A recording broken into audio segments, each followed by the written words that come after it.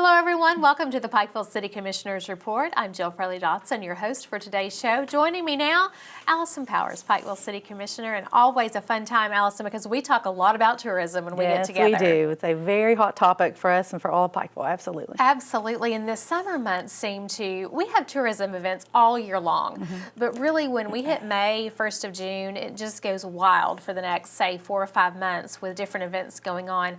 But one of the biggest things that has happened to kick off the tourism season and something we want to be mindful of and make sure everybody's aware of is the renaming of the East Kentucky Exposition Center to Appalachian Wireless Arena. Yes, this is a really exciting thing. We're all excited at City Commission and the city in general.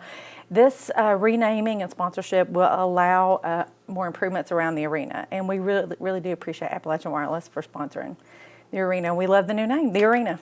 We do, and we have a joke that is going around in the city about if you say the expo, that you got to put $1 in the jar at the arena, and then we're going to have parties. And then at the end, buy some pizza or something. Yeah. That's so funny.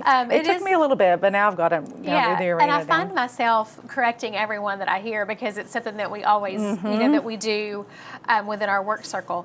But certainly the Appalachian Wireless Arena going to be hosting so many more events, and it seems like every time I talk to Paul Bowles, he has another event scheduled, and there's a lot of events coming up that we do want to mention too. I'm telling you, Paul Bowles has impressed me so much with all the events and the excitement that he and all the guys here at the arena. See, I said the arena, right? That they all have. It's really very exciting, all the different things coming out and different concerts and more to come.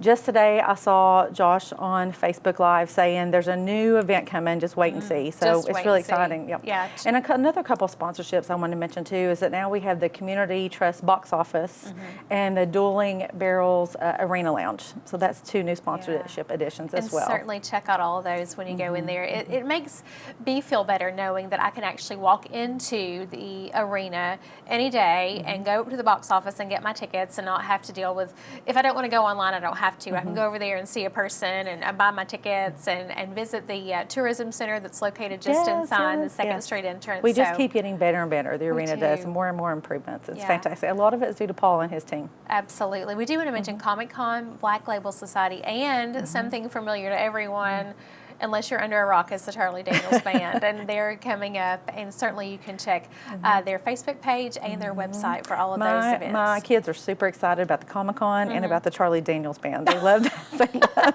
Totally two different ends of the spectrum. They're really excited, yes. Another new venue that we have downtown, not new as far as the building goes, but certainly in the naming, the former Jenny Wiley Theater is now the Appalachian Center for the Arts, and Robin and her team are doing a phenomenal job making sure that events are held there daily. I know they had a couple of guys from the cast of Hamilton, which is a New York City Broadway play, come in and teach a master class that was amazing, but so many other things are coming up there.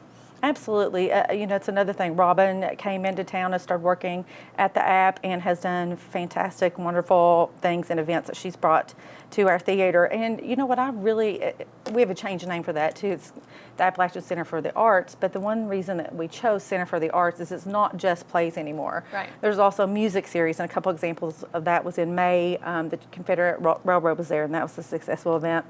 And then also coming up, put on your calendar, September 22nd, is a singer-songwriter, Daryl Scott, is going to be at the app. So we have theater, we have plays, we have music series, a lot of different things. So it really is a center for the arts. It's a multi-level arts. It really is. And we have mentioned before the plays that are coming, the $1 Million Quartet show that's coming up in the month of August. It's going to be one of the greatest things we have there. It's a really fun, energetic show with some legends of the day with the music that they provide, but certainly going to be a lot of fun there. Also, Sally McCoy and Moonshine and Mistletoe coming in for the holiday season, which is perfectly named. Yes, absolutely. I'm glad you mentioned those. And also during the summer, the app is operating a kids camp, and it's Disney's High School Musical. And so that's exciting for the kids. So something for the kids, something for the whole family, a little bit of everything. And you can see those shows on Friday and Saturday nights in July, which is going to be a lot of fun.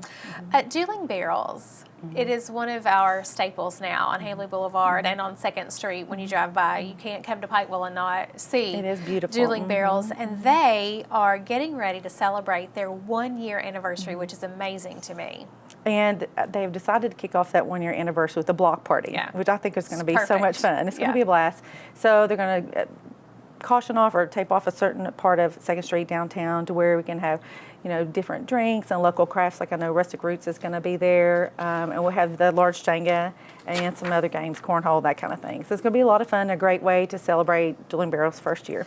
Yeah, and I do want to mention too, if you've never taken the time to tour that facility, I think a lot of times when we live in a location and we see places all the time, we forget to go actually take the tour and see what it is. But if you haven't, you've got to go in there and see it, because it's a remarkable story, obviously, of how it came to be, but just to see the craftsmanship and what goes on inside that building is just remarkable. It really is amazing. The tour is so much fun. It's fun. It shows the crafting and the distillery portion of what Dueling Barrels is, but it also highlights our culture and the Hatfield McCoy story and the history behind that. It's beautifully done. I recommend, if you haven't done it, definitely go do it. And if you've already done it, go again. I've been 3 times. Go do it again. 4. I'm getting ready to go again. So it's really beautiful. It is a lot of fun, and those tours start at noon through the week. One of the things that we're really excited about in the city, and I know you absolutely are really excited about, is our adventure tourism portion of what we offer for our region. And the best way to start is with Zip, Paddle, and Saddle at Bob Amos. Absolutely. And I do love adventure ecotourism. We have amazing resources in this area. We have things that no other cities have: the mountains, the hiking, the biking, the kayaking, and it's all right here in Pikeville, in our region, not just Pikeville, but Pike County and surrounding areas. But you mentioned Zip, Saddle, and Paddle at Bob Amos, and they have a lot of things going on up there. And actually today, my son was there for the horse camp. So they have a 2-day horse camp, which is today and tomorrow. And they're also including a zip line with us. So he loves it. So he's doing horse camp. He's learning to feed horses, groom them, take care of the stalls, and also getting to do zip line. So they do that. At some summer months that they have, like for example in April this year, the kids ride free with a paid adult. So that's something fun they do. It's open year round, and they offer horseback riding lessons for adults and for kids. Also, while you're there, you can book your child's birthday party, which I think is a really, really neat thing. I know a couple of people that have utilized that portion of what they do, and it really is. I mean, if your child is interested in horseback riding or just taking care of an animal, which is so important for our kids to learn, then that's a really fun thing for your kids to do for a birthday. And they also do company picnics and parties and I was things just going to say they do. I know a friend of mine, they work for a company. They actually came in and had a meeting here, and that was one of the things they did. They rented out, they did the kayaking and also the horse riding. So yeah, and while you're there, like you said, the kayaking, tubes and kayaks, and of course the rides can be 2 or 4 hours. You just pick which one you want to do. But certainly Zip, Paddle, and Saddle, one of the things that's really putting us on the map in Eastern Kentucky as far as the adventure tourism aspect of what you can do, because I don't really know any other place close by in the state, and there may not even be some place in the state that offers those 3 components of something that's that fun to do within a mile of each other. Within a small area. That's just exactly a very right. small area. So certainly, again, just like the distillery, if you have not taken the time to take the tour, jump on up to Bob Amos and maybe, if you think zipping is not your thing, I promise if you try it once, you'll get hooked. Just put your fear aside and do it. It's a lot of fun. And my favorite portion of that is, of course, the kayaking. We love to get on the river and just float and fish and enjoy all that our region and our The kayaking is beautiful. I have kayaked down the Levisa, and it's almost like a jungle because you're down lower from where Pikeville is, and it's just beautiful. It really is. You don't realize where you are. You don't realize that there's just a city, just a roadway. Even when you go through the whole Walmart intersection there, all you see is just trees and vines. It's just beautiful. Yeah, it is. It's a beautiful, beautiful float, certainly.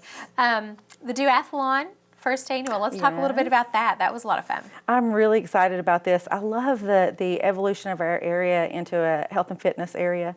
10 years ago, there was one 5K in the whole town. I know I've said this before, but fast forward a couple years, and there's one almost at least every month, sometimes 2 or 3 a month. So now we've added in the cycle portion of that. We've had a couple of cycling events in the past, but this year we had Pikeville's first ever duathlon, which included a biking portion and a running portion. So people, believe it or not, there are people out there that love to do that. They'll travel to do it. They'll come to an area and stay and shop and eat so that they can enjoy this event. So the riding portion is a 5, 10, or 20 mile bike ride. So even a younger child or a teenager could do the 5 or 10. Anybody can do it. And the 20 miles for the more advanced rider. And then you finish that. You change real quick in a changing area and put your running gear on, and then you run a 5K.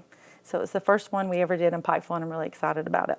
And it was pretty heavily attended too for the first one. We had close to about 100 cyclists, and I'd say out of the cyclists, maybe about half of those did both, because you could do either one. You could run just the 5K or do the biking or both. So I was very excited how it turned out, and I'm hoping that it'll just grow and grow. I have no doubt that it will. Noah's Glow Run has just had its second event, and it is something that that I have participated in. I absolutely love seeing and knowing what cause it is going for. And Noah Greenhill is certainly near and dear to all of our hearts, and is just a phenomenal little guy. 260 people this year. That's it was a lot. crazy. That's an all-time record, and I'm so happy to see it. That event is put on by Stephanie Greenhill, is a very dear friend of mine. We actually went to school together. And of course, Noah, we've kind of followed him along since birth. Such a sweetheart, such a sweet family, and such a wonderful cause. And Stephanie and Eddie and that whole family, they all work so hard, and all of that money, 100% of it goes to researching a cure for the disease, for eosinophilia. It's a great event, yep. And it's the first night event of the year. It's so much fun. You ride at night, and they have lights along the way, and it's just a different kind of event, and it's not quite so hot. It is. That's exactly right. It's not quite so hot. Great event. Regional tourism is something that we really promote, because we have so many things to offer here in Pikeville and Pike County, but obviously around the region too. We're really starting to reach out to our other areas. A lot of people come to stay in Pikeville, but then they branch out to other parts of our area. Absolutely, and I really do want to let people know that myself and everybody in the commission, the mayor and our city manager, Philip, we all are putting a very important focus on tourism, and not just tourism for Pikeville or Pike County, but really all of Eastern Kentucky. So the stay in Pikeville, play in the mountains, that's one of the things you just mentioned. So you could come and stay in Pikeville and shop and eat, but go to Elkhorn City and kayak or whitewater or hike, or go to Floyd County and go to the Mountain Arts Center. I mean, there's so many things. There's a Pure Luck Spa, Loretta Lynn Home Place. We all know Loretta Lynn. There's Hatfield McCoy sites. So many things you can do, and it is definitely a focus for sure on tourism for the city, for the county, and for our whole Eastern Kentucky. Absolutely. I think it's really important. It is. And if you want to keep track of everything, we have an app too. There's an app for everything, but we do even have an app for our tourism department. This is an app you can download from just your normal app store on your iPhone, and there's also one for Android. And when you download this app, I have it, it's called Visit Pikeville. It pulls up a little calendar on your phone, and you can click on any day and see what events are going on. And now, just a couple weekends ago, my husband and I went to 3 different fun events in Pikeville. And then the 4th one, we were so tired we couldn't go to. There's so many things to do now, like you're saying, especially starting in May. And this is the perfect app to find all those events, for whether it's Hillbilly Days or the Pikeville's Duathlon, or any kind of event that's going on in town. Yeah. It's in there. You can definitely. And it's free, so download it. That's right. You'll know what's going on. The last thing, quickly before we run out of time, we want to make sure that everybody visits the visitor center that's located inside the arena off of the Main Street, or off of the 2nd Street entrance. Exactly. This is relatively new also at the arena. But it's right when you walk in off the Main Street exit on your left. You can't miss it. It's right next to the box office. And you can go in and you can find local merchandise like hats and T-shirts for Pikeville and for the area. And there's also, going back to regional tourism, you can find pamphlets for other areas, other places and towns and counties in our area. Lots of stuff there, lots of information. Yeah, just like you said, stay in Pikeville, play in the mountains. This is the best place to do it. Absolutely. Allison Powers, thanks for your time. Thank you so much, Jill. Appreciate it. This has been the Pikeville City Commissioners Report. Thank you so much for joining us. Hello everyone, welcome to the Pikeville City Commissioners Report. I'm Jill Fraley-Dotson, your host for today's show, and joining me, Patrick McNamee, Pikeville City Commissioner. Always a great time to get together and discuss things going on and around the city of Pikeville. Hey Pat, good day. Hey Jill, thanks for having me. We always talk about infrastructure and public facilities and public safety when we get together, and certainly something that is vitally important to our citizens and our visitors that come in.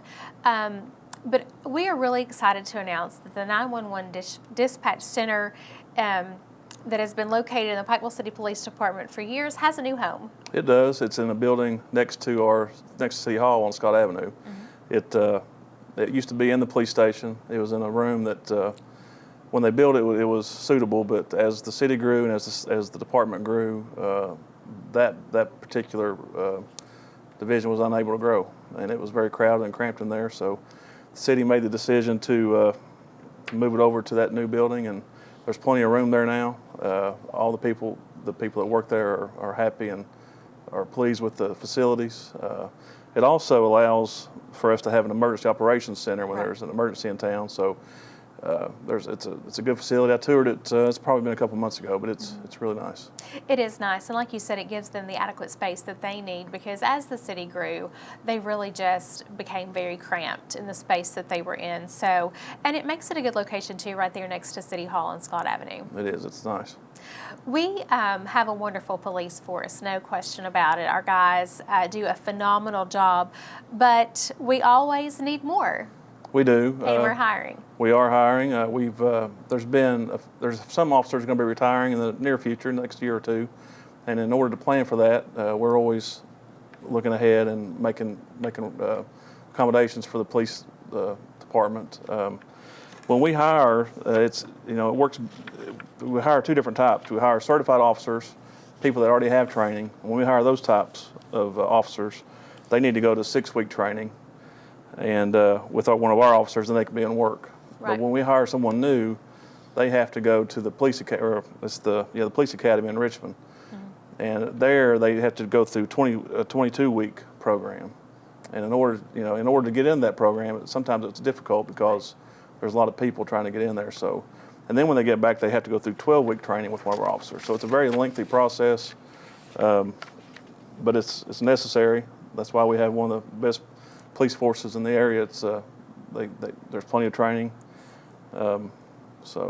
Yeah, they have to go through a lot of rigorous training. Like you said, the brand new ones, 22 weeks, is a very lengthy process. It is at the academy in Richmond, and then they come home and they still have to be in another set of training for a while. But at the end of June, we had 2 officers come on board that are brand new, James Hobson and Austin Krasman, graduated from the police academy, and now they're completing their 12 weeks with our officers. But there are 3 more officers that are going to be hired that we call conditional hires. Talk a little bit about that. That's right. We're hiring 3, like I mentioned earlier, for future retirements. It's not that we are understaffed; it's that we're making plans for the future. And they will attend the academy, I think, in December, and then after they attend the academy, they'll come back and go through the on the job training, and then they'll be officers. So, well, that's one thing about, you mentioned that our city police department is second to none, and we have planned for the future and are continuing to plan for the future, and that's what the city of Pikeville has done and continues to do. So certainly with our police department and our fire department too, we make sure those provisions are being met. And speaking of the fire department, the city seeks all sorts of opportunities for grants to be better stewards of tax dollars, and the fire department is the recipient of a few of those grants. They are. We just received a grant from the Kentucky League of Cities that is to be used for confined space equipment. And we've also applied for a couple other grants. One with the Kentucky Fire Commission, and that's for a training facility that would be constructed to allow for training preparation. And then there's another grant that's been applied for with the Kentucky Department of Forestry, and that is to buy supplies and equipment for the wildlife fire program. Yeah, we've been very fortunate in the last couple of years not to have had a terrible problem with our forest fires, but certainly in years past that has been a huge issue. So receiving those grants and being able to put those supplies and things in place in a building that when we need them that they're there is vitally important to our area. It is important. Those things happen. They don't happen here a lot, but when they happen, you want to be prepared. Yeah. Something that goes on in every community, and Pikeville is no different, is traffic control, speeding, different things. But we're making sure that we're focusing on ways to reduce the speeders that are in town and in our communities. We are, and if you've been in town, you've seen these new signs that I've seen one. I think we might have a couple, but there's some new digital signs that are mobile, that they move to different spots in town to warn the drivers of how fast they're going and what the speed limit is. And it's a very effective tool. I myself have slowed down when I see that if I'm going too fast. So, one of the areas that we have a lot of problem with, Cedar Creek, that's a 35-mile-an-hour speed limit area, and And when you drive that road, it doesn't feel that way. So those signs are very helpful, and our officers do a great job, and our department does a great job of helping enforce those. Absolutely. Like you said, I've seen them, and it does make you mindful to slow down or to at least check your speed. You might not think that you're going a certain speed limit or certain speed, but then you're exceeding the speed limit by quite a bit. So those signs do make you much more mindful of that. Also, in addition to traffic enforcement, the city's going to be paving several streets throughout the summer. So we do want to be aware of workers in those areas and just really watch your foot. Yeah, need to be patient when you come to those areas. That's another reason we have a great city is we take care of our roads and our infrastructure, and part of that is repairs and maintenance. So when you come up on a construction site, please slow down and obey the warnings. The warnings, and we certainly do try to keep those closures and all of that work temporary and it's done as quickly as possible. So please, just like you said, just be patient, and you'll appreciate the fact that those roads are paved when it comes time. The Bob Amos Event Center is going to be one of the best facilities I think that we have. It's going to be located at the overlook at Bob Amos Park, and now you can actually, people have known that the road is closed, but now from 23 in downtown you can actually see the retaining walls. You can see that wall, and I'm really excited to see what's going to be up there. I've seen plans, and it's going to be a great facility. It's going to be able to host 300 people, and the city and the Expo need that building to help with the Expo or the Appalachian Wireless Center. Right. For hosting events and conferences and conventions. Yeah, and not only that, but our community members and people around the region are going to be able to use it for weddings and showers, parties, events of any sort will be able to be held there, in addition to what the arena is going to have and the city. But just one more wonderful venue that our city can offer. And like you said, you've seen the plans, and it's hard to look at it and imagine what it's going to look like now. But now that you see the walls going up, the retaining walls specifically, I was in a meeting just last week with the plans and the stonework and the wood that's going to be used, and it really is going to be a dynamic facility and one that we're going to be obviously really, really proud of. Really, we really will. It's going to have a great view. Expected to be completed by December, and hopefully if things go as planned, you should be able to reserve it starting in February. Yeah, that's exciting. We're looking to start booking in February just to make sure, like you said, finished by December, but in case anything unforeseen circumstances happen, which they do often, we're going to wait till February to book any event there. But you will be contacting the Appalachian Wireless Arena to book anything that you would like to have there, and of course we'll be talking more about that and taking a tour of that facility in the coming months. Certainly going to be very exciting. It is located, the road is closed by Muddy Boots. It is. From Muddy Boots up, it's blocked, and you don't need to. The people need to pay attention and not go through those barriers because it's a dangerous work site. And I myself have not even been up there yet, so I have not either. I'm looking forward to it, but you need to. Yeah. It'll be open soon enough. It certainly will. Lots of great things going on in Pikeville, and certainly making our community safer with our new police officers, with grants that the fire station or the fire department has received. And then of course, one more event center that is going on that our citizens and community members and even around the region, like I said, can use for their events. And there are going to be some pretty exciting things happen at the event center, so we're excited about it. Patrick McNamee, Pikeville City Commissioner, thanks so much for your time. Well, thank you, Jill. This has been the Pikeville City Commissioners Report. Thanks so much for joining us.